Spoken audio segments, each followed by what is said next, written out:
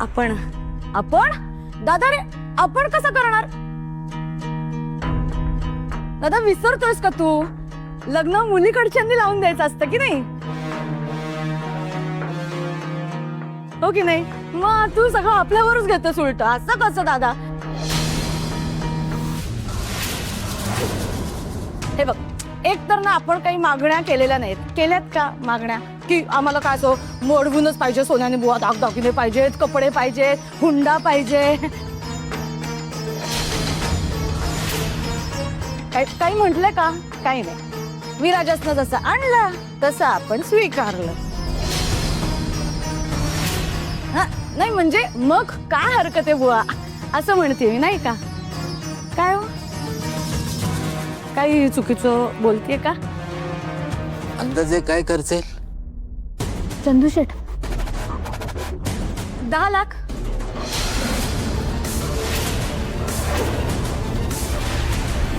म्हणजे 10 लाख एक येईलच की.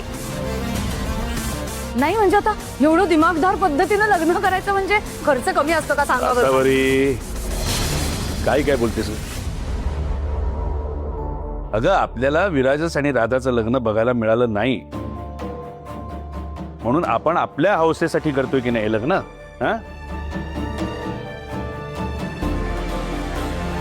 त्याचं दडपण उगाच बिचाऱ्या चंदू शेठवर कशाला? अरे काय ग, तुला काही समजतं का नाही? दादा अगं आपली परिस्थिती वेगळी, यांची परिस्थिती वेगळी. तू काय 30 लाख सुद्धा असे खर्च करशील, हो. पण सगळ्यांना जमतं असं नाही ना. उगाच चंदू शेठना कशाला कमी पडा काय? असावरी तुला कुठे काय बोलायचं नाही हे जरा समजून घ्यायचं. तुला ना अक्कलच नाही. अगं त्यांना कसं जमणार आहे हे? पैशाचा सोंग आणता येत नाही आणि आपल्याकडे आहे, आपण खर्च करायचं. त्यांना गरिबीत कशाला टेन्शन द्यायचं ना? मी माझ्या सुनेला सोन्याने मडवणार आहे आणि यांच्याकडनं एक दमडी सुद्धा घेणार नाही, कळलं? ए दादा, अरे काय बोलतोयस तू? तू हिला राधाला सोन्याने म्हणवणार? ए दादा असं कसं? म्हणजे हे बघ, एक तर आपण हे लग्न एक ना असावरी एक शब्दही बोलायचा नाही आता विराजसच्या लग्नाबद्दल, कळलं? गप्प.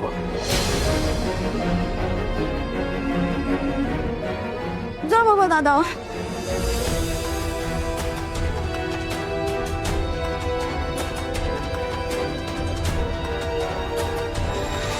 माफ करा चंदू शेठ. काय माझी धाकटी बहीण आहे आणि विराजसची लाडकी आत्या आहे म्हणून जरा तिचा उत्साह जास्ती.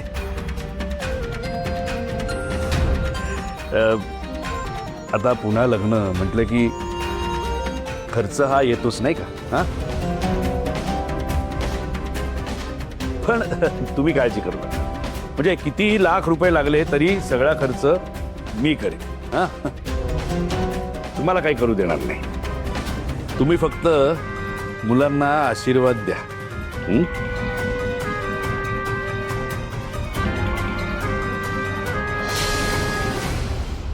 मी काय आशीर्वाद देणार बिराजदार साहेब?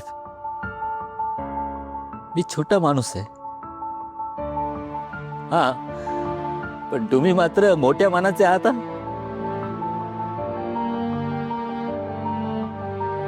माझ्या पोरीला घर दिलं, मान दिला,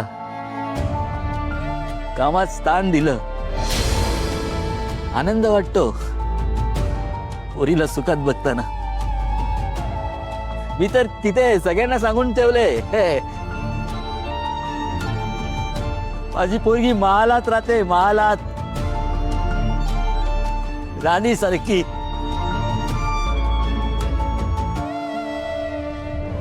अहो काय चंदू शेठ, असं काय करताय तुम्ही? अहो राधा फक्त तुमची मुलगी नाहीये तर ती बिराजदारांची सून सुद्धा आहे. हं? आता तुम्ही एक काम करा, तुम्ही ना छान जेवूनच जा. हं? नाही नाही नाही, नको नको, निघतो मी आता. का थांबा की. नाही, मुलगी कामाला जायला लागली म्हणून म्हटलं भेटूया. आता भेटलो, आता निघतो. ठीक आहे, बिराजस सोडून येतात ना. हो. आणि तुम्ही टेन्शन घ्यायचं नाही, सगळा खर्च मी करणार. हं? चला साहेब, येतो. या.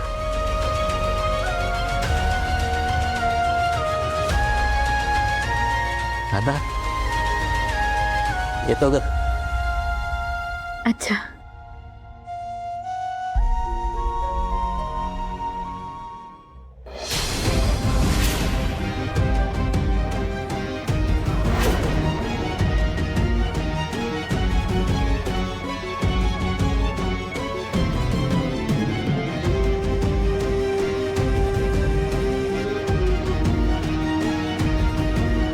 आमच्या येथे श्री कृपे करू.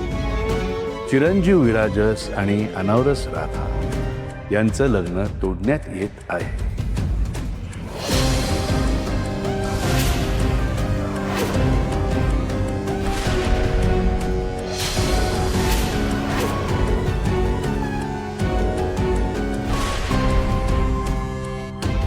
काय झालं? धक्का बसला. हे बघ, असंही हे लग्न होणार नाहीये.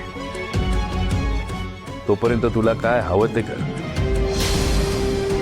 पण लग्नाआधी तुला या गोष्टीचा सोक्षमोक्ष लावावाच लागेल. कारण त्यानंतर मी थांबणार नाही. तू जर काही केलं नाहीस ना, तर मी करीन. आणि मग ते महागात पडेल. हा, तुझा तो भिकारडा बाप चंदू,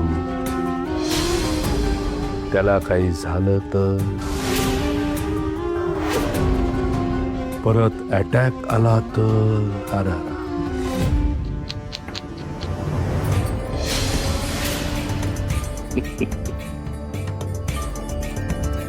बघ, विचार कर.